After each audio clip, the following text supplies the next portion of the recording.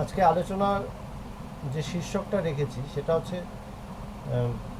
ভগবান সাধারণত বলে থাকেন যে মানুষই ভগবান। এই কথাটাকে একটু বোঝার চেষ্টা করা।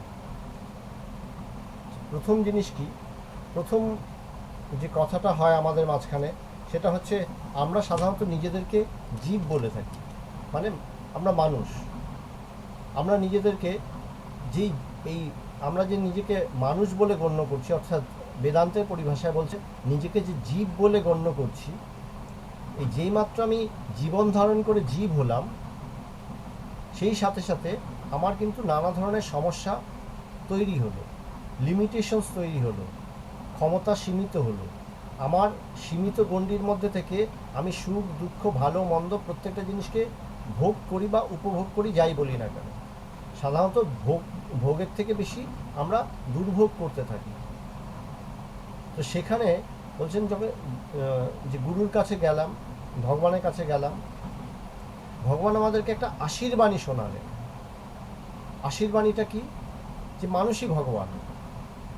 তো এই কথাটা আমি শুনলাম, মানুষই ভগবান। তো সব মানুষই ভগবান, প্রত্যেকেই ভগবান।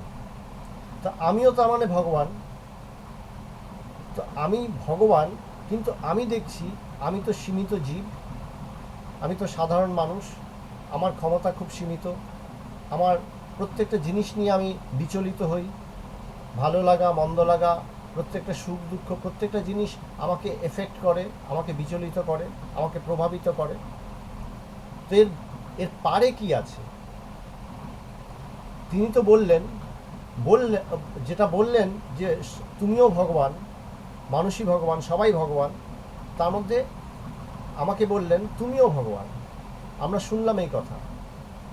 বলছেন যখন আমরা কথাটা শুনি, বলছেন যখন কোনো মহাপুরুষের কথা, গুরুর কথা শোনা হয়, ভগবানের কথা শোনা হয়, তখন কি হয়? বলছে তমগুণী মন সাধারণত শোনে, সে শ্রদ্ধাপূর্বক, সে মনে করে সে শ্রদ্ধাপূর্বক শুনছে, কিন্তু বাস্তবিক সে কিন্তু ঠিক ঠিক শোনে না। যেমন একটা পুকুর, আমরা যদি এইভাবে চিন্তা করি, একটা পুকুরটার মধ্যে ঢিল মারা হলো, যে একটা ঢিল পড়লো পুকুরটার মধ্যে, কিন্তু জলের মধ্যে কিন্তু একটা আলোড়ন সৃষ্টি হবে, ঢেউ তৈরি হবে, সেখানে একটু জল ছিটকে উঠবে, ঢেউ তৈরি হবে, সেই ঢেউগুলো সমস্ত পুকুর জুড়ে ছড়িয়ে যাবে। সেই শান্ত পুকুরের জলটা কিন্তু আপাতভাবে চঞ্চল হয়ে উঠবে। তো আমাদের প্রত্যেকটা মুহূর্তে কি হয় বলে, প্রত্যেকটা মুহূর্তে এই জগতেও আমরা আমাদের ইন্দ্রিয়গুলো এইভাবেই জগতের নানান খবর এনে আমার সেই শান্ত চিত্তের মধ্যে বারবার যেন ঢিল মারার মতন করে ঢিল মারছে, এই ঢিল মারছে, এবং আমিও কিন্তু বারবার আমার চিত্ত বিক্ষিপ্ত হচ্ছে, যে আমি নানান কিছুর পিছনে কিন্তু ছুটছি, আমার মন কিন্তু বারবার বিক্ষিপ্ত হচ্ছে, যে আমার এটা লাগে ওটা লাগে। এই সামনে দুর্গাপূজা আসছে, কাপড়ের দোকানে গেলাম, কাপড়ের দোকানে গিয়ে দুটো চারটে পাঁচটা হাজারটা কাপড় দেখলাম, হাজারটা কাপড় দেখেই কনফিউজ হয়ে গেলাম। হ্যাঁ, যেমন আজকেই আমার সামনে একজন মহিলা এসেছিল, আমরা বেশ কিছু কাপড় তো দিচ্ছিলাম। তো সেই মহিলা গতকালকে একটা কাপড় নিয়ে গেছে, সে অনেকগুলো কাপড় দেখে ফেলেছে, দেখে সে একটা পছন্দ করে নিজে নিয়ে গেছে। আজকে আমাকে সে বলছে, স্বামীজি ওটাকে চেঞ্জ করে নেওয়া যাবে, অন্য একটা কাপড় নেওয়া যাবে? সেই যে বারবার কনফিউশন, এগুলো কিন্তু আমাদের হয়। কিভাবে হচ্ছে? আমার সেই শান্ত মনে বারবার আমার ইন্দ্রিয় অনেক ইনফরমেশনস এনে দিচ্ছে, অনেক ইনফরমেশন যখন এনে দিচ্ছে, তখন আমার মন বিচলিত হচ্ছে, চঞ্চল হয়ে উঠছে, আমি কিন্তু বারবার নড়াচড়া শুরু করছে, আমার মন নানান কিছুর মধ্যে বিচলিত হচ্ছে। এখানে যখন আধ্যাত্মিক জগতে আসি, গুরুর কাছে আসি, ভগবানের কাছে আসি, যে ভগবানের কথা শুনলাম, ভগবান বললেন মানুষই ভগবান, সবাই ভগবান, তুমিও ভগবান। কথাটা শুনলাম, কথাটা শুনে আমার মনের মধ্যে কিন্তু এক ফোঁটাও চিন্তা উৎপন্ন হলো না। আমি মনে করি আমি ভগবানের কাছে খুব ভালোভাবে শুনলাম, কিন্তু প্রকৃতই কি ভালো করে শুনেছি? একটা শাড়ি দেখার সময়, একটা কাপড় দেখার সময় একটা কাজ করার সময় আমার চিত্তে নানা ধরনের প্রশ্ন তৈরি হয়, আমার মনের মধ্যে নানা ধরনের প্রশ্ন তৈরি হয়। সেই প্রশ্নকে প্রশ্ন নিবারণের জন্য বা প্রশ্নটাকে প্রশমিত করার জন্য আমাকে নানা ধরনের কর্মে ব্যপ্ত হতে হয়, আমি কাজ করতে বাধ্য হয়ে যাই, আমার ছুটতে হয়, আমি চঞ্চল হয়ে উঠি। আর এখানেও তো আমি ভগবানের কথা শুনলাম, কিন্তু কোথায়? মনে তো প্রশ্ন জাগলো না। তো মনে প্রশ্ন জাগলো না, এটা কি ঠিক? বুঝছেন, এটা কিন্তু সাধারণভাবে প্রচণ্ড তমগুণের ফলে সাধারণত আমাদের মনের মধ্যে প্রশ্ন জাগে না। এটা একটা বিরাট বড় কথা যে তুমিও ভগবান, এই যে কথাটা, সবাই ভগবান, সব কিছুই ভগবান, সবাই ভগবান, এই যে কথাটা তো সাংঘাতিক একটা কথা। সাংঘাতিক কথাটাকে আমি সাংঘাতিকভাবে কি শুনেছি, প্রথমে এই জিনিসটা আমাকে বুঝতে হবে। বলে প্রশ্ন আসবে না মনের মধ্যে চঞ্চলতা তৈরি হবে না। দুটো জিনিস, এক যদি আমি সত্যি সত্যি জানি যে হ্যাঁ সবই ভগবান, সবাই ভগবান, আমিও ভগবান, এটা যখন আমার বোধ হয়েছে, এই বিষয়ে যখন আমার জ্ঞান হয়েছে বা বোধ হয়েছে, তখন আমার মনের মধ্যে বিক্ষেপ তৈরি হবে না বা চঞ্চলতা তৈরি হবে না, প্রশ্ন তৈরি হবে না। কিন্তু সাধারণ আমি নিজেকে জীব বলে জানছি, আমার সুখ দুঃখ সমস্ত কিছুর মধ্যে আমি বিচলিত হচ্ছি, নানা কিছু আমাকে ডিস্টার্ব করছে। এত কিছুর মাঝখানে থাকা সত্ত্বেও আমি সমস্ত কিছু যখন আমার মনকে প্রভাবিত করতে পারে, ভালো লাগা মন্দ লাগা সমস্ত কিছু আমার মনকে প্রভাবিত করতে পারে, কিন্তু ভগবানের সামনে যখন আমি কথাগুলো শুনি, ভগবান একটা সাংঘাতিক এই কথাটা বললেন যে সবাই ভগবান, এই কথাটা শুনে আমার মনের মধ্যে প্রশ্ন জাগলো না। তবে বুঝতে হবে আমি তমগুণাচ্ছন্ন, ভীষণভাবে তমগুণাচ্ছন্ন। তো তমগুণীর বাস্তবিক শ্রদ্ধাও হয় না, সে চুপ করে বসে থাকে। চুপ করে বসে থাকে মানে যে তার ভেতরে সব কিছু শান্ত হয়ে গেছে, তা কি? বলে না। বলে ভেতরটা কি পুরো শান্ত হয়ে গেছে? না, ভেতর পুরো শান্ত হয়নি। ভেতরটা কিন্তু চঞ্চল আছে, ভেতরটা কিন্তু মোটেও স্থির নয়। অন্য সময় দেখব সে স্থির, অন্য সময় দেখব সে চঞ্চল, নানান বিষয়, কিন্তু ভগবানের সামনে এসে সাধারণত মনটা আপাতভাবে অ্যাক্ট করে যেন সে শান্ত। বলে কীরকম? যেমন একটা ছোট্ট বাচ্চারা যখন বকা খায়, দেখবে বকা খেলে চুপ করে দাঁড়িয়ে থাকে এক জায়গায়, এই ধরবি না এটা। একটা ছোট্ট বাচ্চাকে বকা দেওয়া হলো, এই ধরবি না, তো সে বাচ্চারা সাধারণত কিছু না করে থাকতে পারে না, ওদেরকে সবসময় কিছু একটা করতে হয়, হয় এটা টানছে, ওটা ধরছে, এইটা খুঁড়ছে, এটা ছিঁড়ছে, কিছু না কিছু ওকে করতে হবে।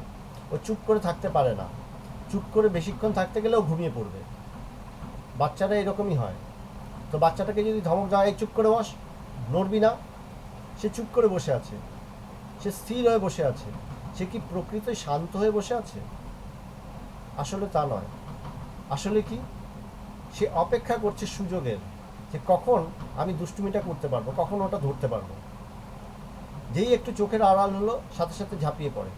তা আমাদেরও কি হয়, আমরা ওই দুষ্টু বাচ্চার মতনই সাধারণত ভগবানের সামনে যখন যাই, ভগবানের সামনে গিয়ে আমাদের চঞ্চল মনগুলো আপাতভাবে একটা রিয়েক্ট করে যেন কত শান্ত স্থির, কিন্তু বাস্তবিক যে শান্ত নয় এবং বাস্তবিক যে আমি ভগবানের কথাগুলো ঠিক শুনি না, তার প্রমাণ কি?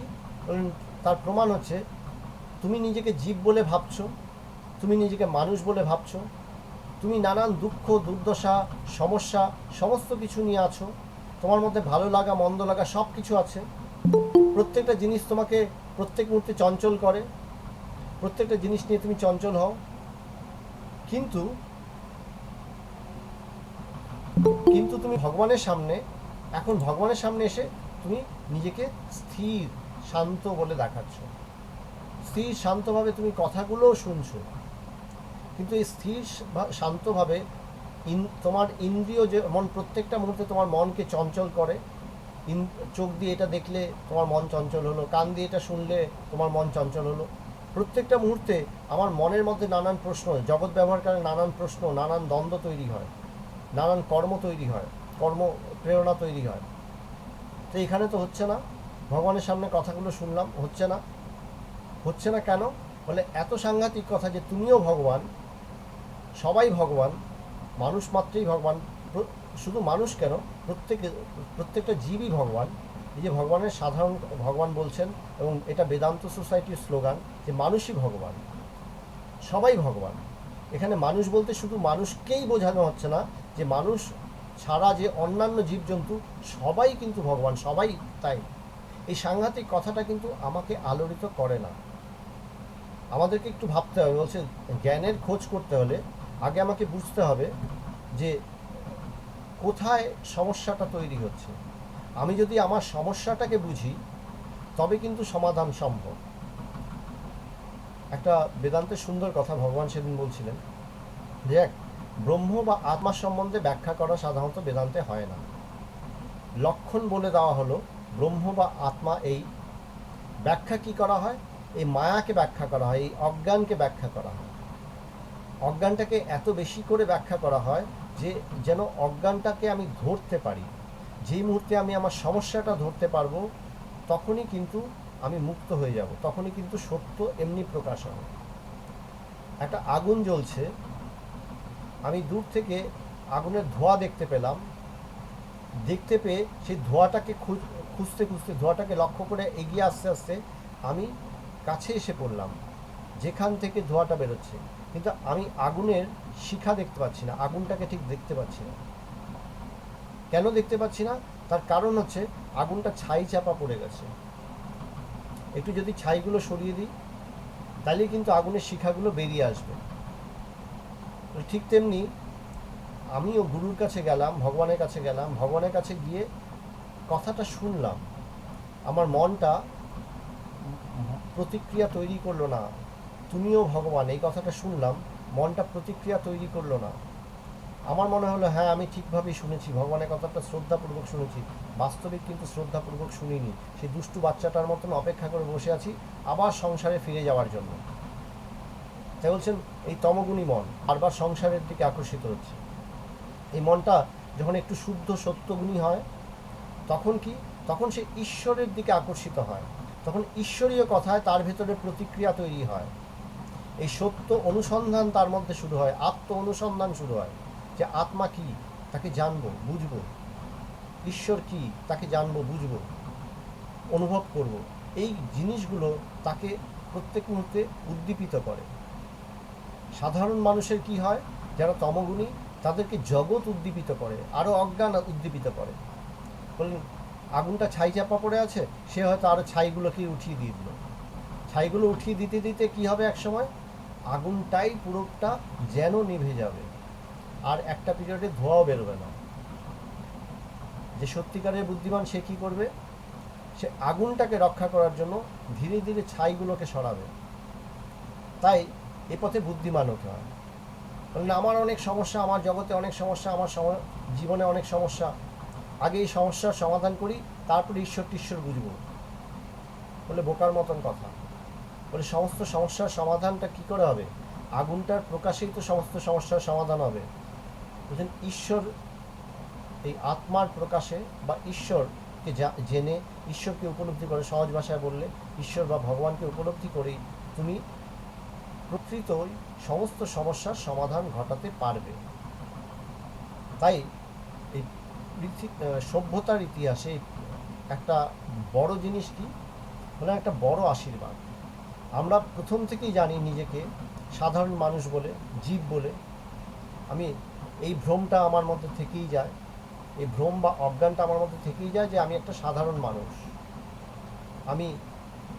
আমার অনেক লিমিটেশনস আছে, আমার অনেক দায়িত্ব কর্তব্য আছে, আমি সব কিছু পারি না, আমার অনেক দুঃখ, অনেক কষ্ট, অনেক সমস্যা, সমস্ত কিছু নিয়ে আমি জীবনে যুদ্ধ করে চলছি।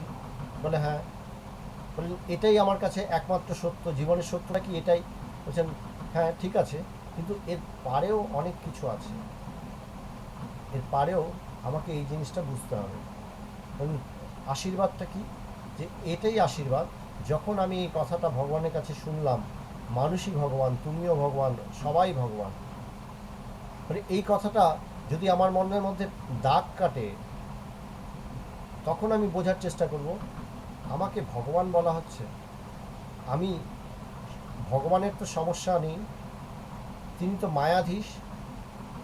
এই মায়ার মধ্যে সমস্যা, অজ্ঞানের মধ্যে সমস্যা, ছাইগুলো সমস্যা। ছাই চাপা আগুনে ঠিক রান্না হবে না, শিখাটা বেরোতে হবে, আগুনের শিখাটা বেরোতে হবে, আগুনটা প্রকাশ হতে হবে, তখন ছাইটাকে সরিয়ে দেওয়া হয়। বলেন কি করতে হবে? বলে আমার অজ্ঞানটা দূরীকরণ দরকার। তো প্রথম সমস্যাটা কি? প্রথম সমস্যাটা হচ্ছে যে আমাদের ভেতরে প্রতিক্রিয়া তৈরি হয় না, ধাক্কা খেতে হবে। প্রত্যেকটা মুহূর্তে এই কথাগুলো যেন আমার মনের মধ্যে একটা প্রতিক্রিয়া তৈরি করে। প্রতিক্রিয়াটা কীরকম? বলে উৎসুক বাড়ায়, যে আরও বেশি করে আমি উৎসুক হয়ে উঠলাম।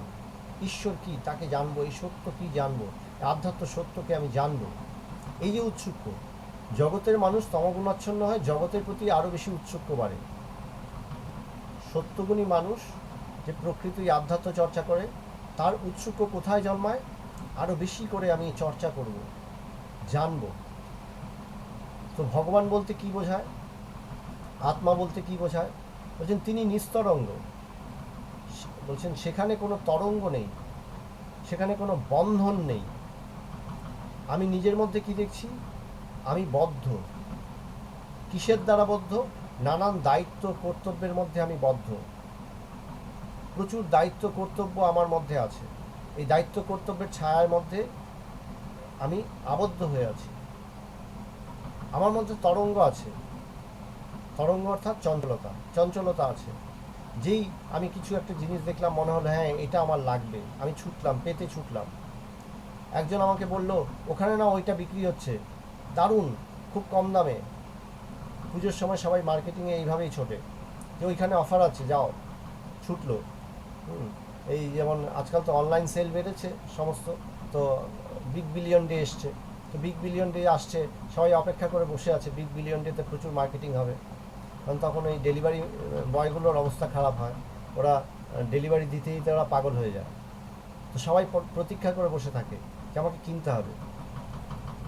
তো কি যে আমি সাধারণত আমাদের মনগুলো কি হয়, ছোটে জগতের মধ্যে। বলছে না, এইখানটাতে আসো, এবার তুমি আধ্যাত্ম কথা শুনে আধ্যাত্ম জগতে ছুটো, অন্তর জগতে ছুটতে শুরু করো।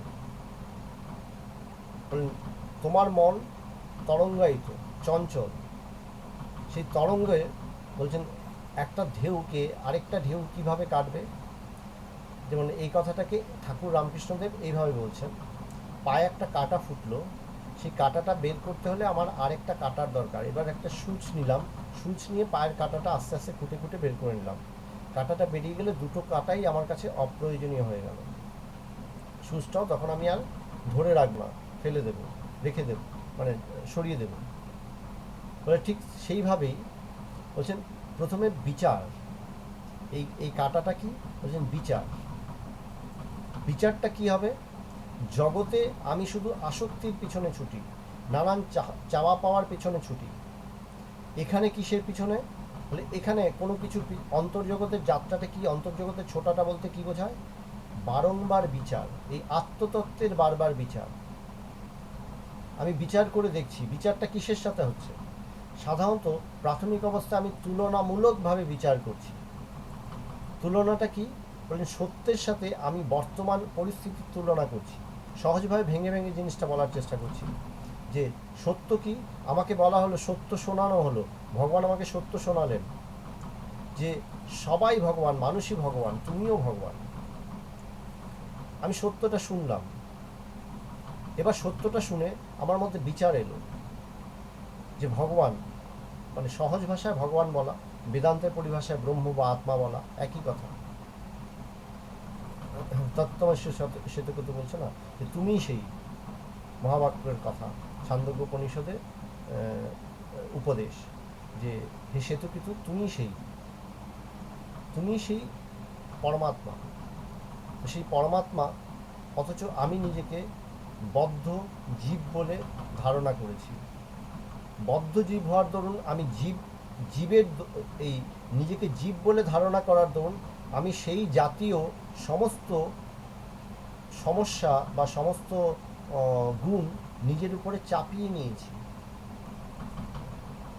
তো এটা কি, আগুনটা যেন ছাই চাপা। এখানে আমি ভগবান, অথচ আমি নিজেকে জীব বলে জানি।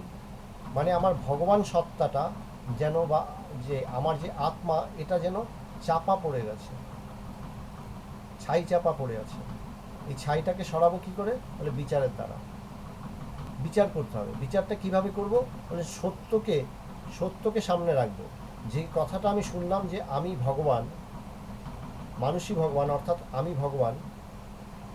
তো আমি যদি ভগবান, তখন আমি নিজে এখন কিভাবে অনুভব করি সেটার সাথে কম্পেয়ার করে আমি বিচার করব। আমি নিজে কি অনুভব করছি? আমি দেখছি আমি চঞ্চল। এই বিচার শেখানো হচ্ছে যে আমি দেখছি আমি চঞ্চল। আত্মা কি? পরমাত্মা কি? পরমাত্মা নিস্তরঙ্গ, স্থির, সদা এক রূপ। আমি দেখছি আমার বারংবার রূপ পাল্টাচ্ছে। আমার এই দেহের রূপ পাল্টায়, আমার মনের রূপ পাল্টায়। আমি প্রত্যেকটা দিন নানান অবস্থার ভেতর দিয়ে যাই, জাগ্রত, স্বপ্ন, সুষুপ্তি, এই যে অবস্থার ভেতর দিয়ে যাই, তখনও আমার আমিত্বের যেন রূপ পাল্টায়। জাগ্রত অবস্থায় আমার আমি এই দেহ মনকে ধারণ করে থাকে। স্বপ্ন অবস্থায় আমার আমি শুধু স্বপ্ন দেহকে ধারণ করে। সুষুপ্তি অবস্থায় আমার আমি কোনো কিছুই বোধ করে না, সে কিছুই জানে না, বোধ করে না। তো সেখানে কি দেখা যাচ্ছে? আমার আমিটা কিন্তু স্থির থাকছে। আমার একটাই আমি, সেই আমিটা স্থির। আমি জাগ্রত, স্বপ্ন, সুষুপ্তি তিনটে অবস্থার ভেতর দিয়ে বিচরণ করছি। তো আমি তো কনস্ট্যান্ট, আমি তো স্থির। কিন্তু এই আমি যেই মাত্র জেগে উঠলাম, আমার মধ্যে জীব কল্পনা এলো। জীব কল্পনা আসার সাথে সাথে আমি আমি দুর্দশাগ্রস্ত হলাম, সমস্যাগ্রস্ত হলাম, ভালো লাগা মন্দ লাগা নানান কিছু তৈরি হলো। তো এখানে কি বলা হচ্ছে? যে তুমি সেই আত্মা, পরমাত্মা, তুমি সেই ভগবান। তো আমি যদি ভগবান, আমার আমিটা তার মানে ভগবান। আমার আমি, এই অনুভবটা কি ধারণ করেছে, কি ধারণ করে জীব হয়েছে। এবার এটা বিচার করি, আমি কি ধারণ করেছি? আমি আমার মনকে ধারণ করেছি, আমি আমার বুদ্ধিকে ধারণ করেছি, আমি আমার শরীরকে ধারণ করেছি। আমার মন, বুদ্ধি, শরীর এই ধারণ করে আমি এই জগতের মধ্যে নানান কীর্তি করে কীর্তিমান হয়েছি, নানান বিদ্যা অর্জন করে বিরাট পণ্ডিত হয়েছি, বিদ্বান হয়েছি, অনেক ধন উপার্জন করে আমি ধনী হয়েছি, সম্পদশালী হয়েছি। এগুলো সবই আমার বাহ্যিক উপাধি মাত্র। বাহ্যিক উপাধিটাকে নিয়ে বেশি ভাববার কিছু নেই। সে যা বাইরে সেটা অবান্তর। যা অন্তরের, অন্তরের কেন বলছি? কারণ যেটা আমি আমি আমি নানান অবস্থার ভেতর দিয়ে যাই। আমি ছোটোবেলা শৈশব অবস্থা কাটিয়েছি, আমার দেহের পরিবর্তন আস্তে আস্তে বাল্যকাল, কৈশোর, যৌবন, এইভাবে যেভাবে আমার অবস্থার পরিবর্তন হয়েছে, আমার দেহ তার রূপ চেঞ্জ করেছে, পাল্টেছে। দেহেরও ক্রমশ বৃদ্ধি হয়েছে। বার্ধক্যে গেলে দেহ আবার সংকুচিত হয়, দেহ ক্ষয়প্রাপ্ত হয়। তো দেহ রূপ পাল্টাচ্ছে, মন রূপ পাল্টাচ্ছে, আমিও আমার রূপ প্রত্যেক মুহূর্তে পাল্টাচ্ছি, কিন্তু আমার আমি সেই এক রূপই তো আছে। সে শৈশবেও যে অবস্থায় আমার আমি অনুভবটা পিওরলি যেমন ছিল, এখনও তো আমার আমি অনুভবটা তেমনই। কিন্তু এই আমার আমি অনুভবটাকে যে মাত্র আমি প্রকাশ করতে যাই, তখনই আমি কোনো নামের আশ্রয় নেই, কোনো রূপের আশ্রয় নেই। যে আমি যদি একটা ছবি, পাশাপাশি ছবি রাখি একেবারে ছোটোবেলা থেকে এখন অবধি, এই বয়স অবধি, এবং যারা এখন আমাকে চেনে তাদেরকে যদি আমার একেবারে শৈশবের সেই ছোট্টবেলা, হয়তো 1 বছর 2 বছর বা কয়েক মাস অন্নপ্রাশনের ছবি দেখানো হয়, তারা বেশিরভাগই দেখবে আমাকে চিনতেই পারছে না। কিন্তু আমি তো জানি ওটা আমি। কিন্তু ওটা কি আমি? আমি কোন আমিটা আমি? ওটা তো আমার একটা রূপ ছিল, সেই রূপটা বহুকাল আগেই গত হয়েছে। শৈশবের ছবিগুলো বহুকাল আগেই গত হয়েছে। এখন কি বর্তমানে আমি যে রূপটা ধারণ করে আছি সেটাই আমার রূপ। তো অতীতের যে রূপগুলো সেগুলো যদি গত হয়ে থাকে, তাহলে বর্তমানে যেটা ধারণ করে আছি সময়ের সাথে সাথে এই বর্তমানটাও যখন অতীত হবে এই রূপটাও আমার গত হবে। তো এই রূপটাও বাইরের বিষয়। এই রূপটাকে কে ধারণ করেছে? আমি। আমার আমি অনুভবটা ধারণ করে রেখেছে যে আমি, এটা আমার ছবি, এই ছবিটার মধ্যে আমি আছি। তো আমি এই রূপটাকে ধারণ করে রেখেছি বলে, হ্যাঁ, বলে এই এই যে আমার আমি অনুভবটা, এই যে রূপটা ধারণ করেছে সেই দেহ রূপটা অবান্তর, দেহটা অবান্তর, সেটা আমাদের বিচারের বাইরে চলে গেল। বিচার দ্বারা আমি সেটাকে নীতি বা নেগেট করে এটাকে সরিয়ে দিলাম। এবার কি থাকছে? মন বুদ্ধি। দেহকে কে চালায়? আমার মন বুদ্ধি। আমার মনই বলে যে আমার এটা দরকার, ওটা দরকার। আমার মনই, আমার ইন্দ্রিয়ের ব্যবহার দ্বারা আমার মনেই এই কথাটা এসছে। আমি ভগবানের কাছে শুনেছি মানুষই ভগবান, আমি ভগবান। এই সত্যটা বিচার কোথায় করছি? আমার মনে। আমার মনের মধ্যে এই বিচার হচ্ছে। এই বিচারটা কিভাবে হচ্ছে? বললেন বিচারের জন্য কি দরকার? বললেন আমি নিজেকে যে চেতনবান বলে ধারণ করছি, আমি সেই চৈতন্য স্বরূপ বলে ধারণ করছি, এই চৈতন্য স্বরূপতাটা কোথা থেকে আসছে? বললেন এই আমি যে চেতনবান, আমি যে চৈতন্য স্বরূপ, এটা কোথা থেকে আসছে? বলে আমি তো সবসময় চেতনবান। আমার মনের ভেতর দিয়ে আমি যে বিচার করছি, বিচার করতে চেতনা লাগবে, মানে সম্বিত লাগবে। বলে সেই সম্বিতটা কার? আত্মা, আমার শুদ্ধ আমি, বিশুদ্ধ আমি। মন কি করছে? মন কিছু চিন্তা মাত্র। মন নানা বিষয়ে চিন্তা করে, কখনো এটা ভাবছে, কখনো ওটা ভাবছে। এবং কঠোপনিষদে একটা সুন্দর এক্সাম্পল আছে, বলছে একটা রথ, সেই রথটা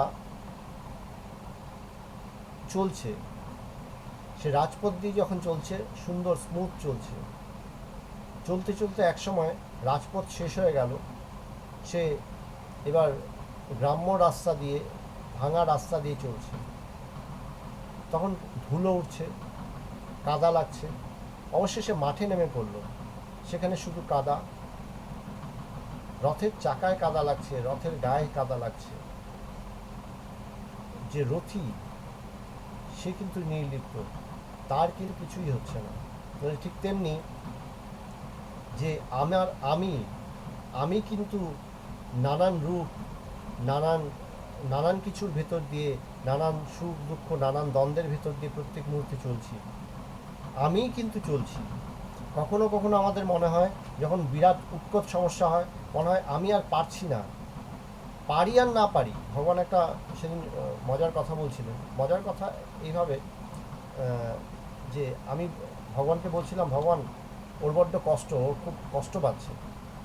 তো ভগবান তখন হাসছেন, হেসে বলছেন, হ্যাঁ কষ্ট পাচ্ছে, এখন কষ্ট হচ্ছে, ওকে লড়াই করতে বলো, ও লড়াই করুক। ও পারুক আর নাই পারুক, সময়টা ঠিক কেটে যাবে। বলে কিছু করার নেই, সময়টা ঠিক কেটে যাবে।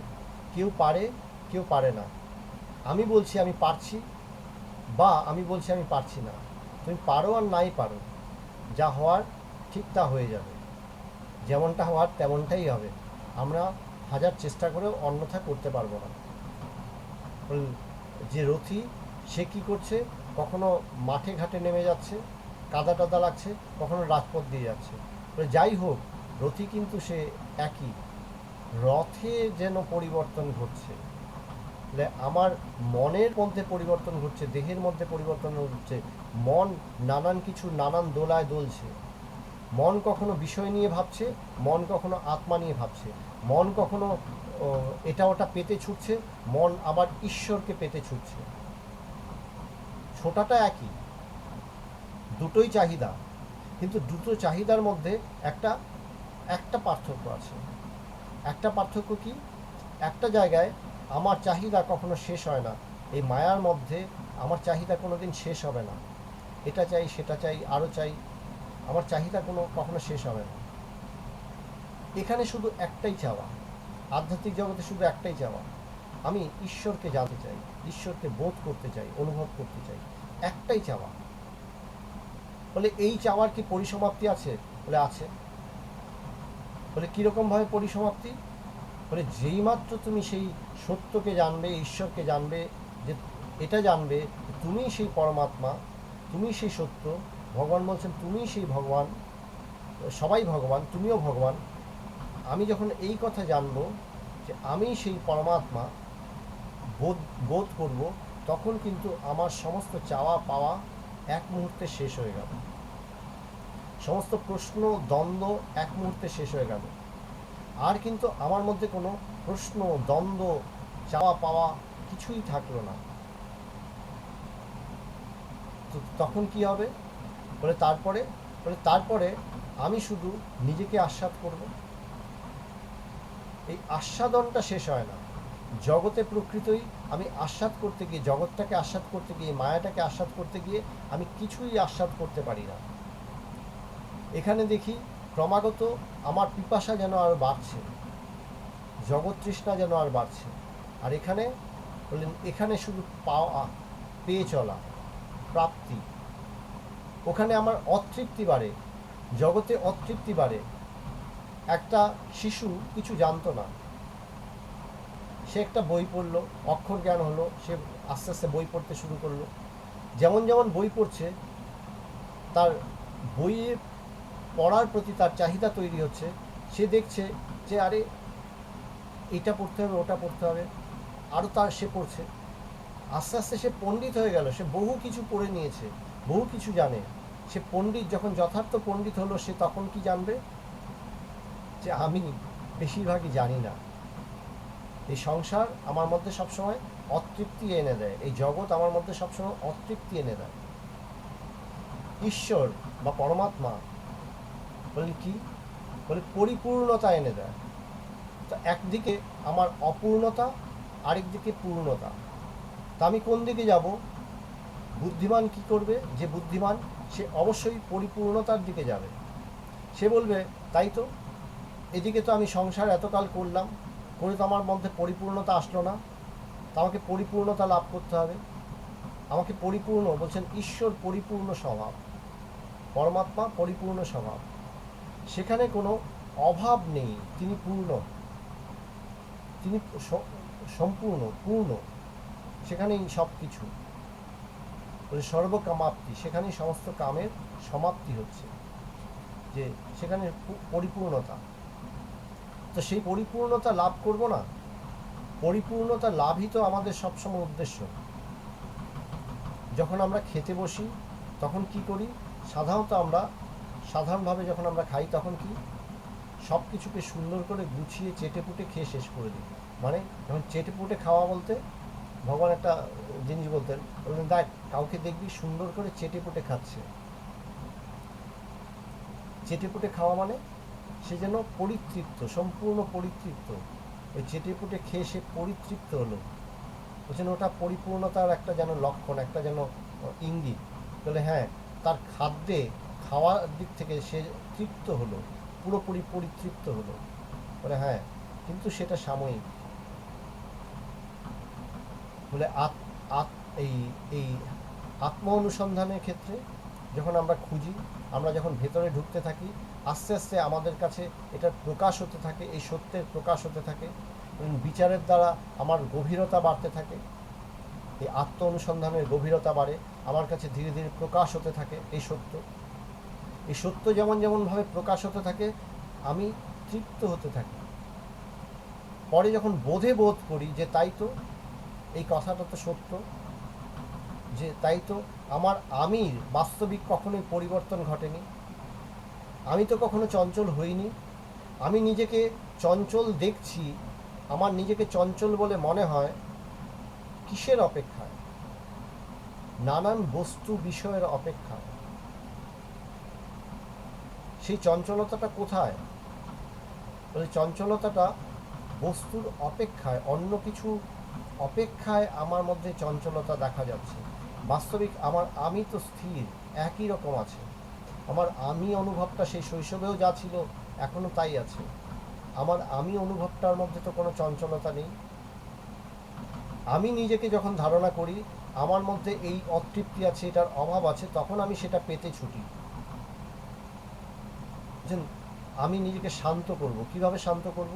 মানে এই যে বললাম সভ্যতার এক বিরাট আশীর্বাদ, এই কথাটাই, এই অনুভবটাই, যে যেই মাত্র ভগবানের কাছে আমি শুনলাম আমি ভগবান, আমি সেই পরিপূর্ণ স্বভাব, আমি সদা তৃপ্ত, আমার মধ্যে কোনো অভাব নেই, ওই কথাটা আমি যদি ঠিক করে শুনি তখন কি হবে? আমার মনটা স্থির হয়ে যাবে, স্থির হয়ে যাবে। প্রত্যেকটা জিনিস প্রথম প্রথম কি হয় বলে, যতকাল অজ্ঞানের মধ্যে আছি ততকাল কিন্তু আমি একটা ভাবকে অবলম্বন করেই ছুটি। আমরা সেই ভাব জগতের মধ্যে, জগতের অজ্ঞান অন্ধকারে ভাবটাকে ধারণ না করে তার বস্তুর ছায়াটাকে ধারণ করে এবং বস্তু পেতে ছোটে। বাস্তবিক কিন্তু সবাইকে ভালো করে দেখো, সবাই একটা বিশেষ বিশেষ ভাব ধারণ করেই ছুটছে। যে প্রচুর টাকা রোজগার করছে সে কিসের পিছনে ছুটছে? তাকে আরও ধনী হতে হবে, আরও ধনী হতে হবে, ওই ভাবটার পিছনে সে ছুটছে, তাই সে আরও বেশি টাকা রোজগার করে চলছে। একজন সে বিদ্যা অর্জন করে যাচ্ছে, আরও পড়াশোনা করছে, আরও পড়াশোনা করছে, পড়াশোনা শেষ হচ্ছে না। যে কিসের জন্য ছুটছে, কিসের পিছনে? না, আমাকে আরও জানতে হবে। সে সেই ভাবটাকে অবলম্বন করে চলছে। তো জগতের অন্য সমস্ত ভাবকে অবলম্বন করে চললেও তুমি কোনোদিনই পরিপূর্ণ তৃপ্তি লাভ করতে পারবে না, তোমার মধ্যে পরিপূর্ণতা আসবে না, কোনোদিনই হবে না। পৃথিবীর সমস্ত ঐশ্বর্যও যদি তুমি এক জায়গায় নিয়ে আসতে পারো, সমস্ত মানে বিশ্ব ব্রহ্মাণ্ডের সমস্ত ঐশ্বর্য যদি এক জায়গায় নিয়ে আসতে পারো, সেই ঐশ্বর্যেরও যদি তুমি অধীশ্বর হও, তথাপি তোমার মনের মধ্যে প্রশ্ন বা শঙ্কা থেকেই যাবে, আরও কিছু বাকি থেকে গেল না তো, সেটা আমি মিস করে যাচ্ছি না তো। তোমার মধ্যে কখনোই পুরো পরিপূর্ণতা আসবে না, তৃপ্তি আসবে না। এখানে কি বলা হচ্ছে? এখানে একটা শান্ত করে দেওয়া হচ্ছে। তো যেই মাত্র শান্ত করে দেওয়া হলো যে তুমিই ভগবান, তুমি পরিপূর্ণ স্বভাব, তোমার কোনো অভাব নেই, আমি একটু দম ফেলার সময় পেলাম। ভগবান বলেন এইভাবে যে দেখ, একটু দম ফেলার তো সময় পাওয়া গেল। সংসারে নানান লড়াইতে আমি ক্লান্ত, কিন্তু আমার থামার কোনো উপায় নেই, আমাকে ছুটতেই হচ্ছিল। যেই মাত্র গুরুমুখে এটা শুনলাম, এই মহাবাক্য শ্রবণ করলাম, সাথে সাথে কি আমার ভেতরটা স্থির হলো। বলে এই যে স্থির হওয়া, বলে এই যে স্থির, এই স্থিরত্বটা কোথা থেকে? যে আমি যেই মাত্র বাইরে আর ছুটব না, অর্থাৎ বৈরাগ্য অবলম্বন হলো, সাথে সাথে কি আমার ভেতরটা কিন্তু স্থির হবে, শান্ত হবে। যে স্থির শান্ত হলো, সে স্থির মনটাকে এবার দেখো, সেই মনটার মধ্যে কি উঠছে। সেই মনটা মধ্যে আমি ভগবানকে খুঁজছি, ঈশ্বরকে খুঁজছি, পরমাত্মাকে খুঁজছি। সেই পরমাত্মা কি রূপ? বলছেন তিনি চৈতন্য রূপ, চৈতন্যই তার স্বরূপ, তিনি চৈতন্য স্বরূপ, তিনি জ্ঞান স্বরূপ, তিনি সেই আলোর মতন যার প্রকাশে সর্ববস্তুর প্রকাশ হয়। সূর্য উঠলে সব কিছু দেখা যায়, যার প্রকাশে সর্ববস্তুর প্রকাশ হয়। এমনকি এই অজ্ঞানও কিসের প্রকাশে প্রকাশিত? বলেন এই এই আত্মার প্রকাশে এই অজ্ঞান প্রকাশিত। আমি সমস্ত কিছু এই জ্ঞানের সাহায্যে, এই চৈতন্যের সাহায্যে ধারণা করি, কিন্তু মায়া বা অজ্ঞান কি করে? সে নিজেকেই যেন ডমিনেট করে রাখে। সে বলে আমি তো এই রকম, এই বিষয়, এবং সেই বিষয়ে আমাকে আবদ্ধ করে দেয়, আমাকে বদ্ধ করে দেয়। বলে আমি যখন স্থির হলাম, যেই মুহূর্তে আমি স্থির হই, তখন কি দেখি? যে আমার মনটা যখন স্থির হলো, দেহটা তো আগেই নেগেট করেছি, এবার আমার মন যে স্থির হলো, মনের মধ্যে বহুবৃত্তিটা যখন শান্ত হলো, স্থির হলো, তখনই কিন্তু আমি শান্ত হই, স্থির হই। বললেন তখন কোন ভাব ধারণ করেছি? ভাবটা ধারণ করার চেষ্টা করছি আমি ভগবান, এই কথাটাকে বোঝার চেষ্টা করছি, এই কথাটাকে বুঝবো যে আমি ভগবান। তো এই কথাটা বোঝার প্রচেষ্টা, আমার প্রয়াস, সেই প্রয়াসের জন্য এবার আমি ভাবছি, বিচার করছি যে তাই তো, আমি তো সেই চৈতন্য, আমার মনের মধ্যে যে বিচার হচ্ছে, এই যে ধারণ করলাম, সেটা কিসের দ্বারা ধারণ করেছি? সেই চৈতন্যের সহায়তায় তো আমি ধারণ করেছি যে আমি ভগবান। এই যে চিন্তাটা করছি আমি ভগবান, মানুষই ভগবান, সবাই ভগবান, এই যে কথাটা ধারণ করছি কিসের সাহায্যে? চৈতন্যের সাহায্যে। এই চৈতন্যটা কার? আত্মার, পরমাত্মার। এই এই পরমাত্মার চৈতন্য আমার মধ্যে কোথা থেকে এলো? আমার মনের মধ্যে কোথা থেকে এলো? চাঁদের মধ্যে আলো দেখা যাচ্ছে, চাঁদের থেকে আলো পাওয়া যাচ্ছে, চাঁদের আলোটা এলো কোথা থেকে? সূর্য থেকে। ঠিক তেমনি আত্মা থেকেই, পরমাত্মা থেকেই, পরমাত্মার এই আলোই বা জ্ঞান বা চৈতন্যই প্রকাশিত হচ্ছে মনের ভেতর দিয়ে, বুদ্ধির ভেতর দিয়ে। যখন এই এই ধারণাটা আমার সুস্পষ্ট হয়, তাই তো এই সমস্ত চৈতন্যের প্রকাশটা আমার মনের ভেতর দিয়ে, বুদ্ধির ভেতর দিয়ে ঘটছে। সেই চৈতন্যের প্রকাশটা প্রতিফলন হচ্ছে কোথায়? জগতের নানান বিষয়। সেই জগতের নানান বিষয়কে ঘুরিয়ে এবার আমি সেই আত্মাকেই দিচ্ছি। ঠাকুর রামকৃষ্ণদেবের একটা কথা, যে কাপ্তেন সাহেব এবার আলোটা নিজের মুখে তুলে ধরো। বলে আমি কর্তারূপে নানান কিছু করে বেড়াচ্ছিলাম, এবার সেই আলোটা, যে আলো দিয়ে আমি জগৎ দেখছিলাম, জগৎ উপভোগ করছিলাম, জগতে সব কিছু জানছিলাম, বুঝছিলাম, সেই আলোটাকে ঘুরিয়ে এবার নিজের মধ্যে নিলাম, নিজেকে ধারণা করার চেষ্টা করছি, বোঝার চেষ্টা করছি। আত্মকেন্দ্রিক, এটাই আত্ম অনুসন্ধান। যেই আমার মনটা স্থির হলো, তখন এই বোধটা আমার কাছে আরও দৃঢ় হতে লাগলো। যেই মুহূর্তে আমার সমস্ত চেতনার অভিমুখটাকে ঘুরিয়ে, সমস্ত চেতনার অভিমুখ, মনের অভিমুখ বা বুদ্ধির অভিমুখকে ঘুরিয়ে আমি আত্মকেন্দ্রিক করব, আমি ভগবান, এই কথাটাকে বোঝার জন্য এটাকে নিয়োজিত করব, এনগেজ করব সমস্ত আমার চিন্তাগুলোকে, তখন কি হবে? শতই বলছে, গুরু কৃপায় তখন শতই সেখানে স্ফুরণ হয়, সেই দেবত্বের স্ফুরণ হয়, সেই পরম চৈতন্যের স্ফুরণ হয়। বললেন কীরকম? বলছেন এটাকে বেদান্তের পরিভাষায় একটা কথা বলা হয় ব্রহ্মকারাবৃত্তি। যে আমি সমস্ত অজ্ঞান বৃত্তি দিয়ে, মানে আমি আমার চেতনা বা বৃত্তি বা মন বা চিন্তা, এই চিন্তা দিয়ে আমি জগতের প্রত্যেকটা বস্তুকে ধারণা করি, যে এটা বই, এটা টেবিল, এটা কম্পিউটার, এটা মোবাইল, এই সমস্ত বস্তুগুলোকে আমি ধারণা করি এইভাবে আমার চিন্তাকে দিয়ে। সেই চিন্তার অভিমুখটাকে ঘুরিয়ে আমি এবার আত্মাকে ধারণ করার চেষ্টা করছি। যখন সে আত্মাকে ধারণ করতে যায়, তখন তার মাঝখানে শুধু একটাই চিন্তা থাকে, যে চেতন স্বরূপ পরমাত্মা, সেই চেতন স্বরূপ পরমাত্মাই আমার চিন্তার ভেতর দিয়ে প্রতিফলিত হচ্ছেন চিন্তা রূপে। আমার চিন্তার মধ্যে যখন সেই পরমাত্মাকেই আমি একমাত্র স্থান দিই এবং সেই দিকেই চিন্তাটাকে হাঁটাতে শুরু করি, সে যখন সেদিকেই ধাবিত হয়, ছুটতে থাকে, তখন কি হয়? তখন সেটাকেই ব্রহ্ম কারাবৃত্তি বলছে। ব্রহ্মের দিকে, সেই পরম চৈতন্যের দিকে সেটা ছুটছে। পরম চৈতন্য এখনো আমার মধ্যে অজ্ঞান আছে, কেন? চিন্তা রূপ আছে। সে ব্রহ্মকারা বৃত্তি বলছেন, সেইখানে গিয়ে, পরম চেতনায় গিয়ে সেই সমস্ত বৃত্তির অবসান হয়। এই বৃত্তির অবসানেই সমস্ত অজ্ঞানের অবসান। এই বৃত্তি বা চিন্তা বা মন বা বুদ্ধি, যাই বলি না কেন, এটা কি? এটাই অজ্ঞান। এই বৃত্তি রূপতার অবসানেই মুক্তি। যেই মুহূর্তে আমার এই বৃত্তির মুখটা, অভিমুখটাকে ঘুরিয়ে আমি ব্রহ্ম অভিমুখে ধাবিত করলাম, পরমাত্মার দিকে ধাবিত করলাম, আমি বোধ করার চেষ্টা করলাম যে আমি ভগবান, এই অভিমুখে ধারণ করলাম। আমি ভগবান কি? আমি চৈতন্য স্বরূপ। ভগবান চৈতন্য স্বরূপ, তিনি মুক্ত, তিনি স্বাধীন, তিনি নিস্তরঙ্গ, অর্থাৎ তিনি মানে চিন্তা রূপ নন। চিন্তা যেন চৈতন্যকেই চিন্তা আবদ্ধ করার চেষ্টা করছে বস্তু বা বিষয় রূপে।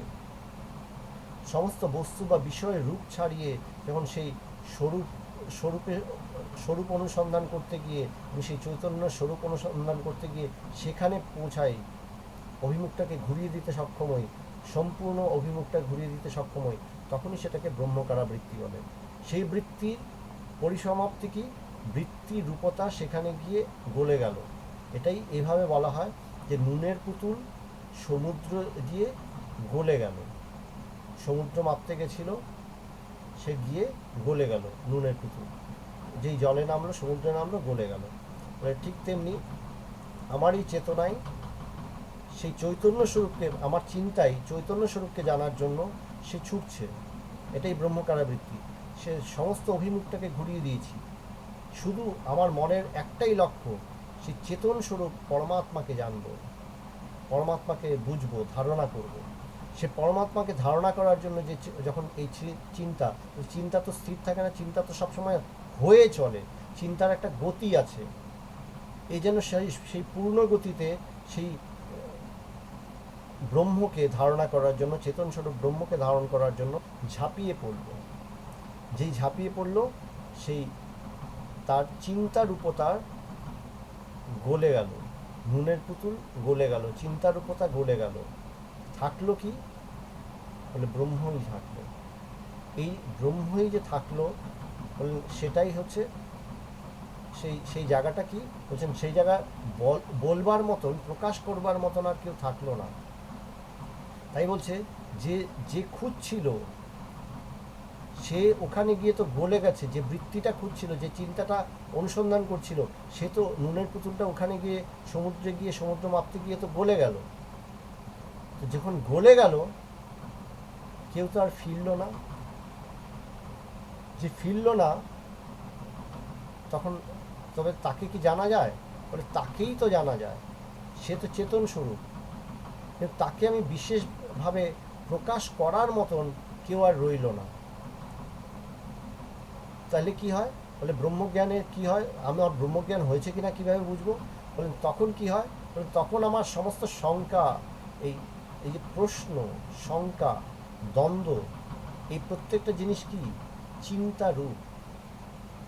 এই প্রশ্ন, শঙ্কা, দ্বন্দ্ব, এই প্রত্যেকটা চিন্তাগুলোকে একরূপতা করে আমি সেই ব্রহ্মের অভিমুখে, সেই চেতন স্বরূপ ব্রহ্মের অভিমুখে ধাবিত করিয়েছি। এই যখন ধাবিত হতে শুরু করলো, আমার আমিত্ব, আমার আমিটাও তো একটা চিন্তাই, সেই চিন্তারই প্রকাশ।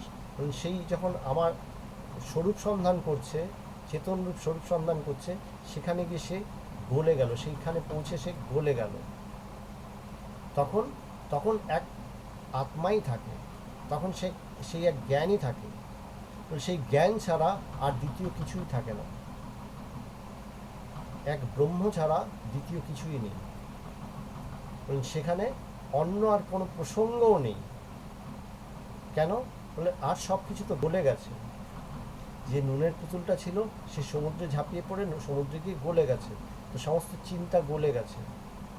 তো আলাদা করে যে প্রচেষ্টা, প্রয়াস, সে প্রয়াসেরও অপেক্ষা রাখে না তাকে প্রকাশ করব। যিনি স্বয়ং প্রকাশ, তাকে আবার কি প্রকাশ করব? আমি তো এটাই, আমি তো সেই চেতন স্বরূপই। আমি যখন সেই স্বয়ং চেতন স্বরূপ, তখন আমি আলাদা করে নিজেকে জানবো কি?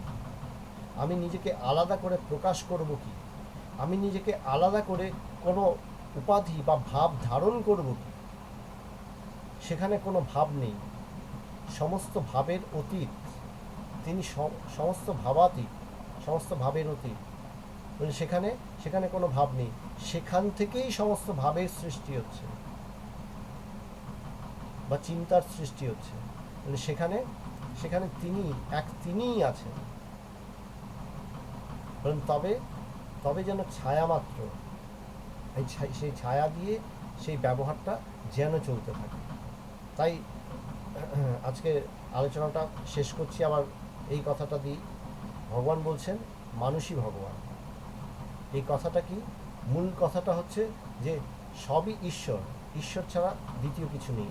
সবই সেই চেতন স্বরূপ ঈশ্বরই। আমিও তাই। আমাকে এটা বুঝতে হবে। তো প্রথম কি? প্রত্যেকটা সাধনা, প্রত্যেকটা জিনিসের ইয়েটা কি? যে আমার মনকে শান্ত করতে হলে বলছেন মনের মধ্যে বিক্ষেপকর চিন্তা না করে এই কথাটাকে ধারণ করি যে আমি সেই সৎস্বরূপ ব্রহ্ম, চেতন স্বরূপ ব্রহ্ম, আমি ভগবান, আমি সেই পরিপূর্ণ ভগবান। তবেই আমার মন শান্ত হবে, স্থির হবে। তখন